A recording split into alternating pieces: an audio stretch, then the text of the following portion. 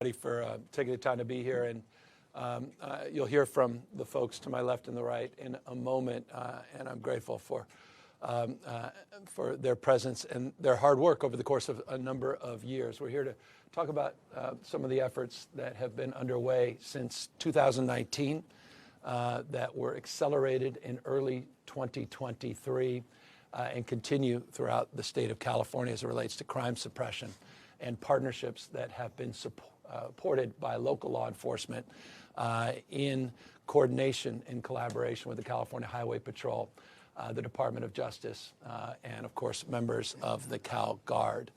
As you may recall, in 2023, early 2023, we were about efforts that she wanted to push to jointly connect some of the law enforcement activities with the district attorney in San Francisco, our State Department of Justice, and the California Highway Patrol. We announced that operation that included Cal Guard, included JAGs to help with prosecution in partnership with the city and county of San Francisco. You may recall the early success of those efforts. There were 6,200 citations. There were hundreds of stolen vehicles that were recovered and guns, illegal guns. Over 700 pounds of fentanyl was seized because of that operation. So successful was the operation in 2023 that we started receiving phone calls from other mayors throughout the state of California. At the time, Oakland was a hotspot. And Oakland, not only the mayor, but members of the County Board of Supervisors in Alameda, members of the city council, including clergy. We had a meeting here at the governor's office, and perhaps the most vocal advocates for partnership with the California Highway Patrol were members of clergy. We initiated that operation, which continues to this day with tremendous success. I underscore that success to highlight the fact that there has been over 4,000 vehicles in Oakland alone, stolen vehicles that have been recovered under this operation. Illegal guns, DUIs, that operation continues again to this day quite successfully, embraced by the new mayor, currently members of the city council, including, again, those that help sponsor this effort at the county level. We've expanded those operations in San Bernardino. We expanded those operations in Bakersfield. And we've received additional requests in other parts of the state. And that's what we wanted to highlight here today, that we're going to be expanding this operation, building on the success that is now included over 9,000 arrests statewide, a effort that will now take shape on border division down in San Diego. We're going to advance this effort down in LA to other parts of the Central Valley, not just limited to Bakersfield, in partnership with Mayor Go there in San Bernardino. And we're going to expand this operation in a collaborative that continues to include the cities and counties, our partners in the sheriff's office and local law enforcement agencies.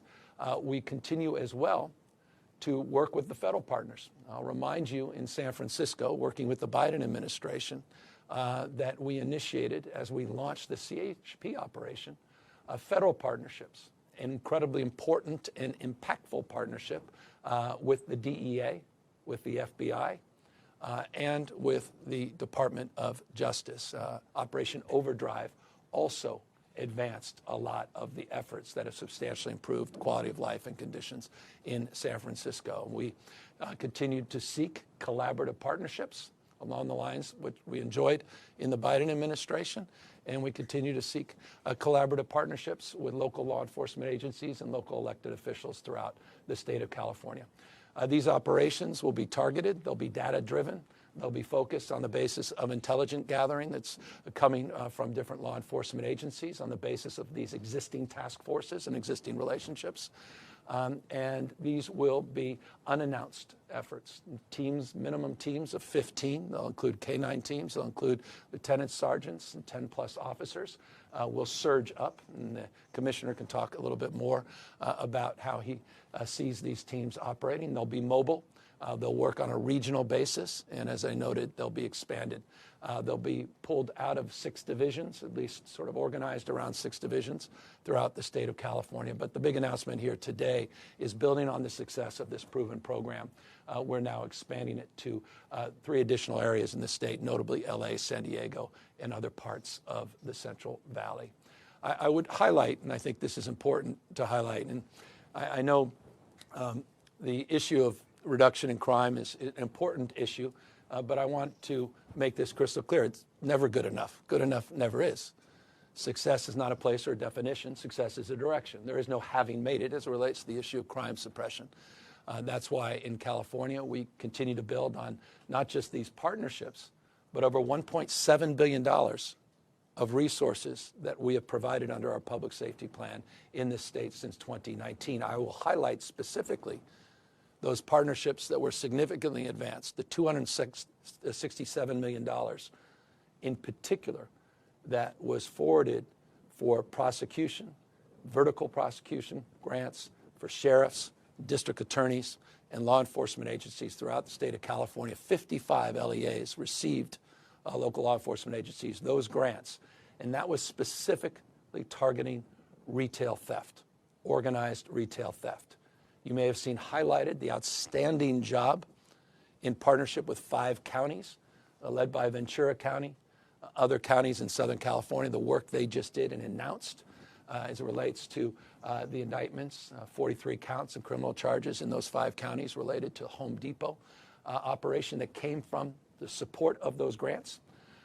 And that was advanced because of a package of legislative reforms that I had the privilege of signing as it relates to organized retail theft that we signed last year and charged under one of those 11 or 12 specific pieces of legislation. Again, we continue to stack more support, and we continue to recognize we need to continue to do more to support our efforts. Of course, we have seen some progress.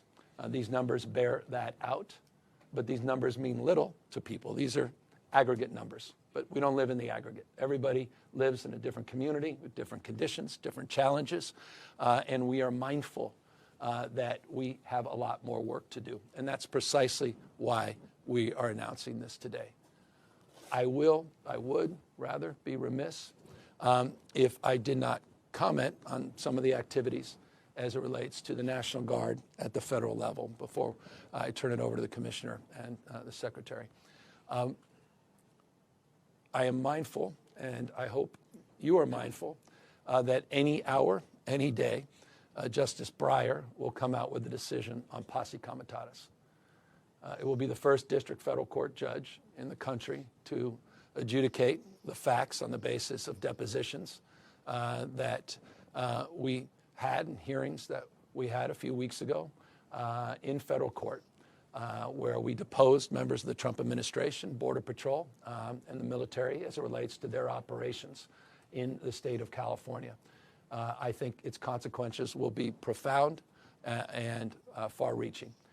We're waiting to see that decision, and we're waiting to reflect on the impact of that decision, not just here in the state of California, but the prospects, I imagine, if we're successful in our efforts in highlighting our concerns around posse comitatus, that it will find its way into the appellate court, and the impacts, of course, that could be felt as it relates to the determination of that court on the broader western part of the United States. So our mind is fixed on an issue that remains a top priority and focus for all of us. We're not naive about the challenges that continue to plague our communities throughout the state of California, and we've every Tuesday provided you the information. I'll close on this. Many of you reported on it. Some I would encourage to take a look, but every Tuesday we highlight our what we refer to, forgive the vernacular, Takedown Tuesdays, and we highlight the progress of these existing efforts. We'll continue to do so in a transparent and forthright way as we have over the course of the last few years, but we'll do it on the basis of these renewed efforts and these significantly expanded operations throughout the state of California. Commissioner, perhaps you want to talk a little bit more about what you intend to do and what you've been doing. Chandri, I'm the commissioner with the Higher Patrol, joined with Assistant Commissioner Rodney Ellison. He oversees all field operations for the state. For us, it's simple, doing everything we can in our power to make California the safest place to live, work, and travel. We are all Californians. We live in the communities that we serve, and we want to be out there serving the people of California. As the governor noted, we had the full-time crime suppression team in Oakland that has been extremely successful.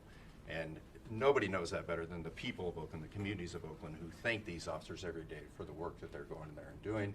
The numbers speak for themselves. We have part-time teams currently in Kern County. We have a part-time team currently in San Bernardino County. Our plan moving forward is to make those teams full-time, bifurcate the team in Kern County, service Fresno, open a team in the Sacramento region, open up a team in Los Angeles, and open up a full-time team in San Diego. These teams, as the governor noted, will range in size from a floor-level buy-in from 12 to 15 officers. Those numbers will grow depending on the size and scope of the operation and the need of the community that we're working with. We're very grateful, and I want to recognize our partners with the local allied agencies.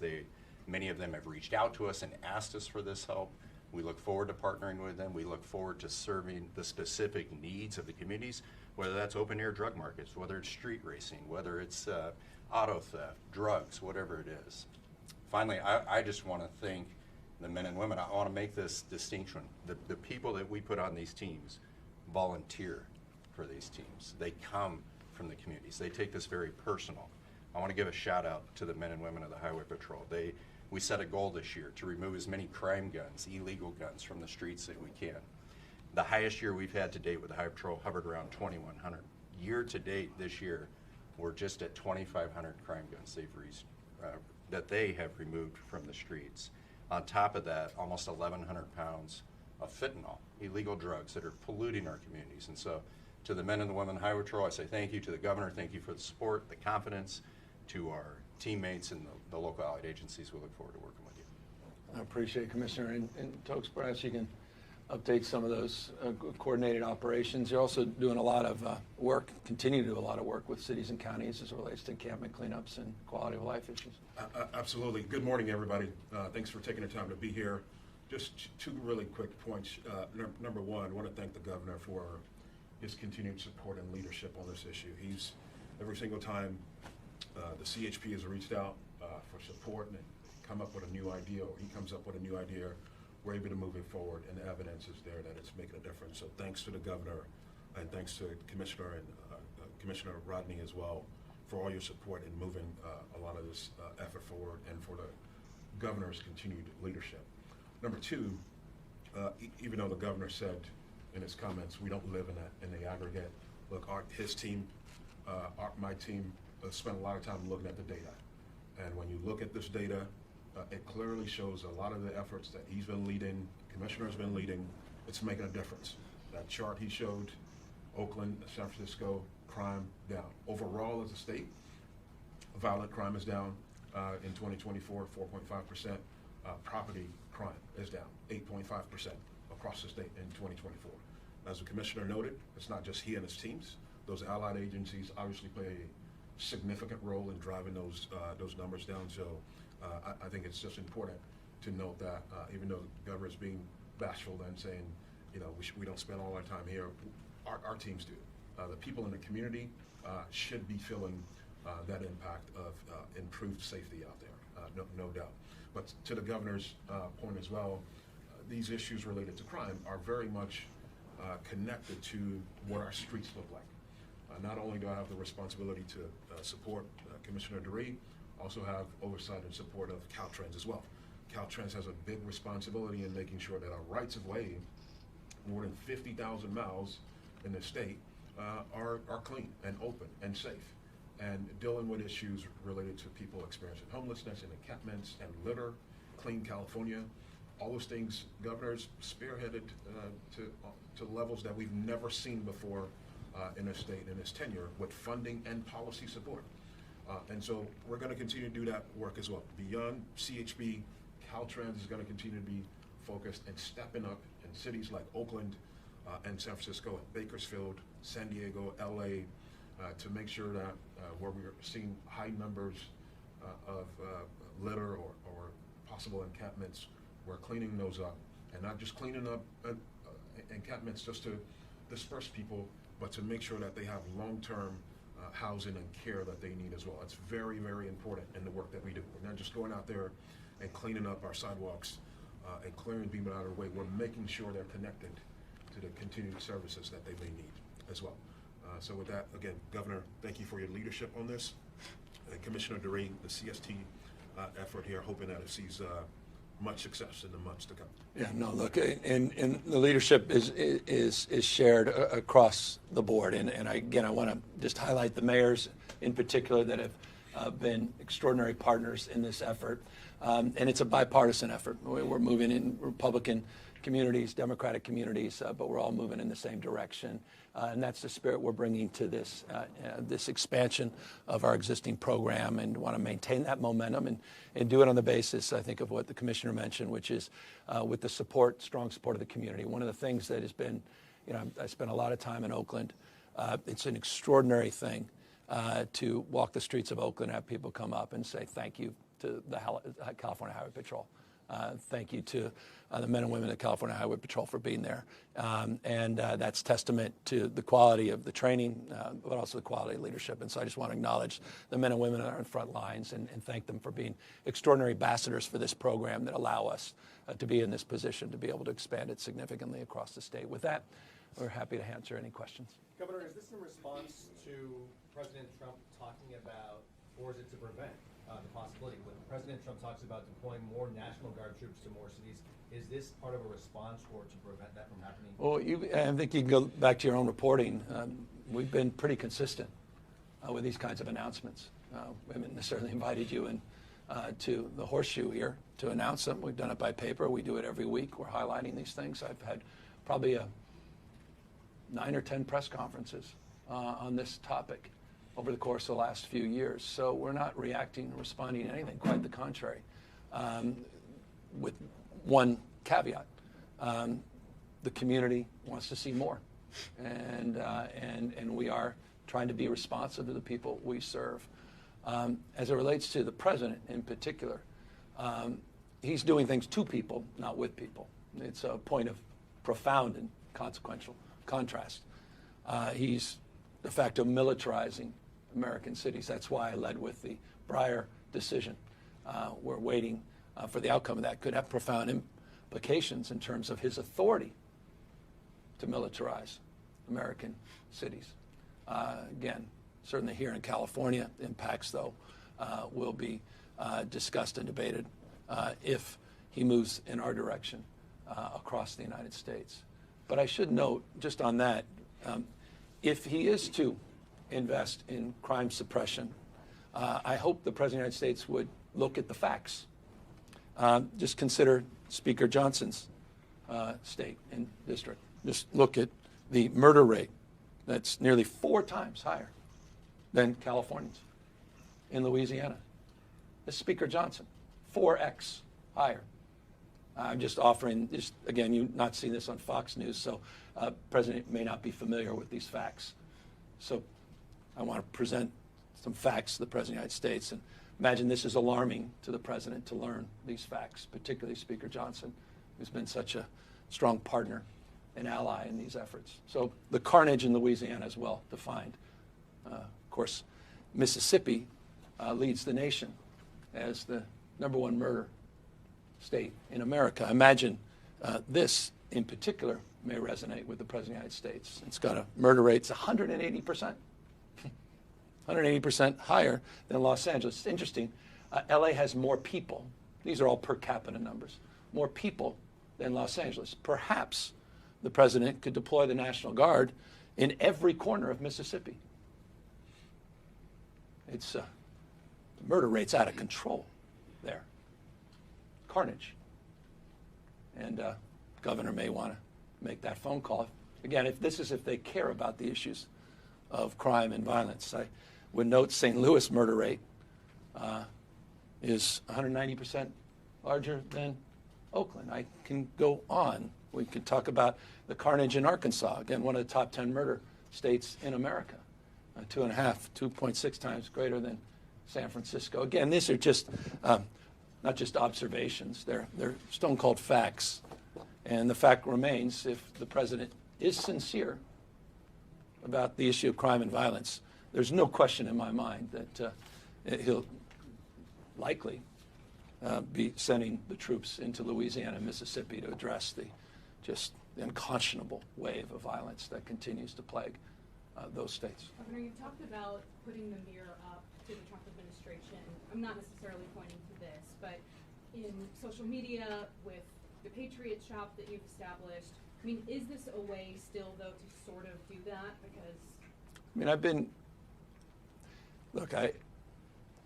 we've been at this, as you know. We've been to all these events for months and months, and I think we kicked this off with the AG, a few years back in San Jose. We were very vocal about the legislature moving on that legislative package a year plus ago.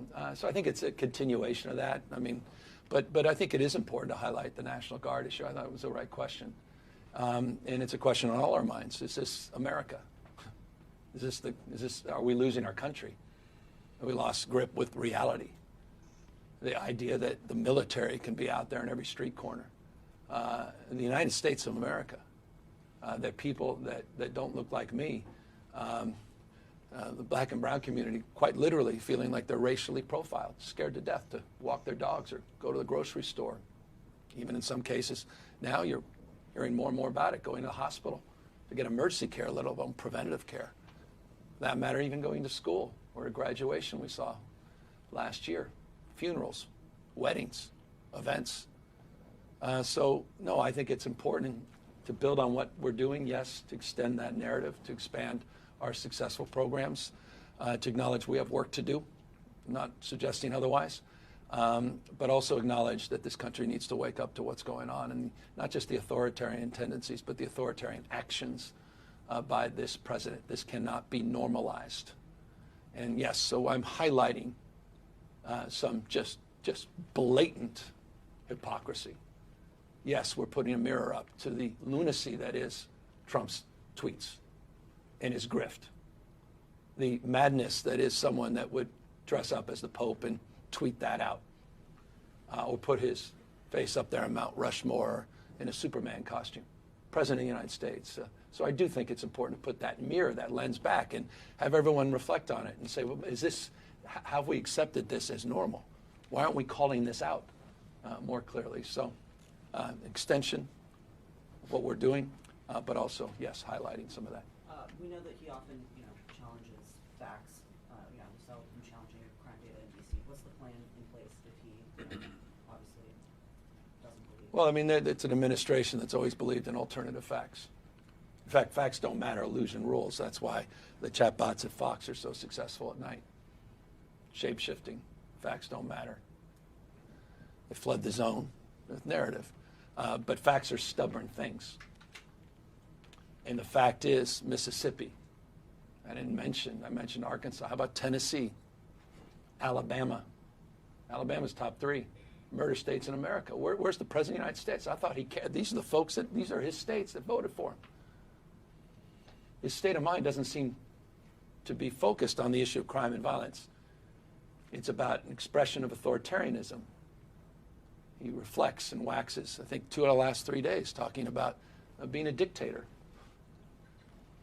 I hope people pay attention. And so we are data-driven here. This basis of facts, in evidence, not just police chiefs that provide that information, but the FBI that stress tests that information. We still believe that facts matter. And that's a question for the Trump administration. I'm not convinced he does or ever has. Governor, thanks for having us in your office. I think it's the first time we're in this setting. Yeah. Speaking of mimicking, were you trying to resemble the Oval Office? And can you speak to this setting in I don't think this comes close, but I appreciate it. What was behind it, you wanting to do it? No, we were going to go down to the second floor for all of you insiders. I've never been inspired by that place, so and so I thought it would be nice just to mix it up a little bit. And so talk to Izzy. He had a creative idea today, and thought it'd be nice to invite some. 1 or 2 of you have been here, and I think we created animus because others weren't invited in here. So we figured it would be easier to get everybody in. I have a question to your point about crime rates going down in some of these communities that you're deploying additional resources into. That's been an argument when it comes to where Trump has been deploying the National Guard in places where crime rates are actually going down, like places like DC. So how can you justify that? What's the reason for putting more resources and more law enforcement on the streets where communities might be seeing decreasing crime rates? Well, because, as I said, good enough never is. A decrease is not, I think, look, and this is more my own observation. This is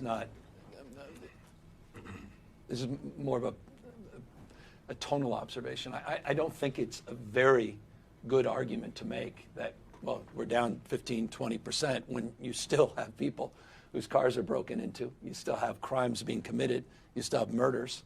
You still feel unsafe in certain parts, in certain communities, and all across this country.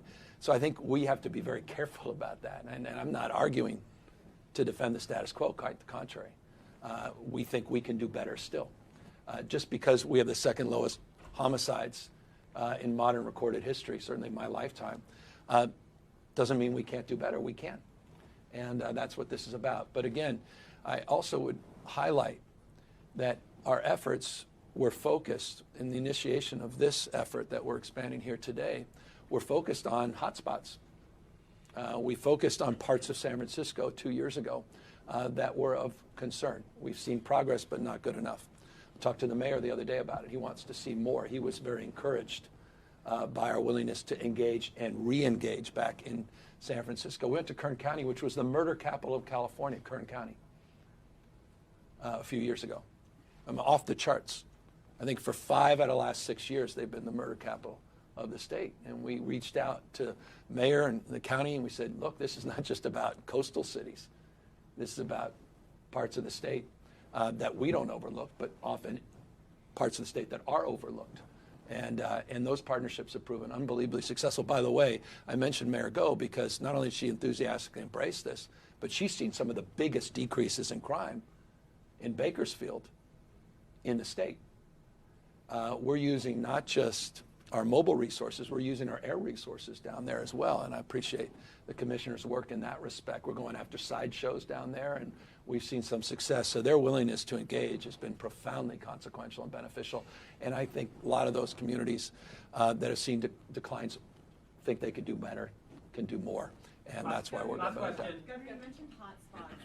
Can you speak a little bit more, maybe you all can as well, to what's happening in Los Angeles County, what your plans are, if there's specific crimes you're targeting or enforcement you're going to stand up there? Yeah, it's still early. We're having conversations with LAPD. I can tell you this, the city, the mayor's office, and our counterparts with LAPD are very excited about the partnership we're going to do. That's probably going to be one of our biggest number of resources. We have a lot of officers in LA County, so it's going to be an easy lift for us. And so we look forward to being proactive with them. And really, it's going to be, we sit down and plan out these operations 30, 60, 90 days out with Los Angeles Police Department and see where we want to combine our forces. So. You mentioned retail theft, you mentioned street racing. Are there any specific types of crime you'll be focusing most on? Yeah, I mean, our bailiwick is auto theft, obviously, just any crime. When you have a crime issue, the governor talks about where these trends are going up. Our plan is to go in and do what we do. We go in and saturate an area with high visibility in-view patrol.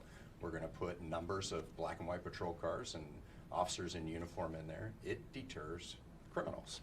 The people that have a problem with that are the criminal community, have a problem with us coming in and saturating an area. So whatever the crime is, when we come in and do just enforcement that leads to good police work, that crime goes down. So I want to just, and if I may, well, forgive me, but just I want to also compliment the commissioner.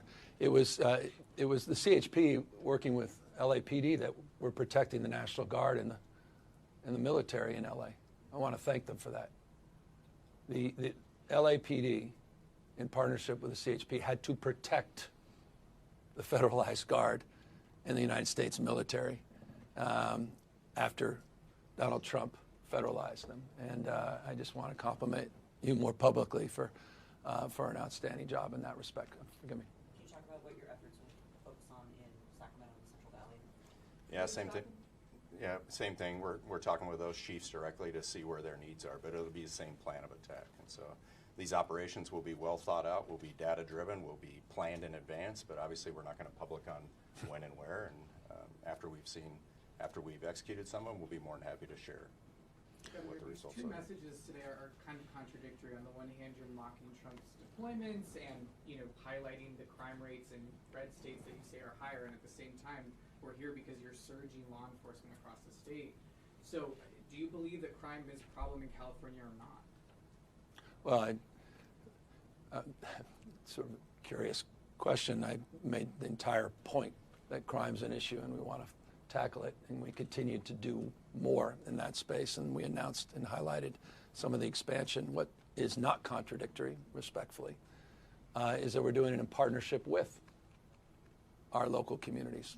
We did it in partnership with the Biden administration prior. We're not talking about the nationalization, the militarization of the Guard and militarizing United States cities. So quite the contrary.